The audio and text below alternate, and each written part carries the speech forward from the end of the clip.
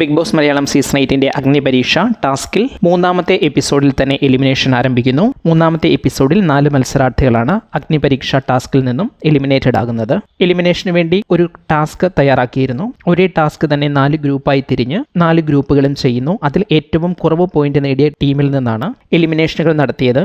അങ്ങനെ സെലക്ട് ചെയ്യപ്പെട്ട ടീമിൽ നിന്ന് എവിക്റ്റഡായ 4 പേർ ബിജു, ആരാധ്യ, നിതിൻ ദാസ്, റാഷ എന്നിവരാണ്. ഇവരെ എലിമിനേറ്റ് ചെയ്യുമ്പോൾ ജഡ്ജസ് വളരെ കൃത്യമായി പറഞ്ഞിരുന്നു, ഏറ്റവും പോയിന്റ് കുറഞ്ഞ ടീമിൽ ഏറ്റവും കുറച്ച് പെർഫോം ചെയ്തവർ എന്ന രീതിയിൽ, അല്ലെങ്കിൽ ആ ടീമിൽ നിന്ന് എലിമിനേറ്റഡ് ആവാൻ അർഹതയുള്ളവർ എന്ന രീതിയിലാണ് എലിമിനേറ്റ് ചെയ്യുന്നത്. മറ്റു 3 ടീമുകളിലും ഇവരേക്കാൾ പെർഫോമൻസ് കുറഞ്ഞ മത്സരാർത്ഥികൾ ഉണ്ടായേക്കാം. മറ്റൊരു കാര്യം, മൂന്നാമത്തെ എപ്പിസോഡിൽ നൽകിയ ആ ഒരു ടാസ്കിന്റെ മാത്രം പെർഫോമൻസ് കണക്കിലെടുത്തല്ല എലിമിനേഷൻ നടത്തുന്നത്, മറിച്ച് ആദ്യ ദിവസം മുതൽ ഈ 3 ദിവസങ്ങളിലെ പെർഫോമൻസുകളും നോക്കിയ ശേഷമാണ് ഏറ്റവും പോയിന്റ് കുറഞ്ഞ ഗ്രൂപ്പിൽ നിന്നും 4 പേരെ സെലക്ട് ചെയ്തത്. ആരും പ്രതീക്ഷിക്കാത്ത മൂന്നാമത്തെ എപ്പിസോഡിൽ തന്നെ എലിമിനേഷൻ വന്നതുകൊണ്ട് തന്നെ പലർക്കും അവരുടെ പെർഫോമൻസുകൾ കൃത്യമായി കാഴ്ചവെക്കാൻ കഴിഞ്ഞിട്ടുണ്ടാകില്ല. മാത്രമല്ല, ഇനി വരുന്ന എപ്പിസോഡുകളിൽ കൂടുതൽ ആക്റ്റീവ് ആകാം എന്ന് കരുതി ഇരുന്നവരാണ് പലരും. അതുകൊണ്ട് തന്നെ ഈ 4 പേർക്കും ഈ ഒരു തീരുമാനത്തെ സ്വീകരിക്കാൻ കഴിഞ്ഞിട്ടില്ല എന്ന് തന്നെ വേണം പറയാൻ. നിലവിലെ ഈ 4 എലിമിനേഷനുകളെ കുറിച്ച് നിങ്ങളുടെ അഭിപ്രായം എന്ത് എന്ന് കമന്റ് ചെയ്യൂ.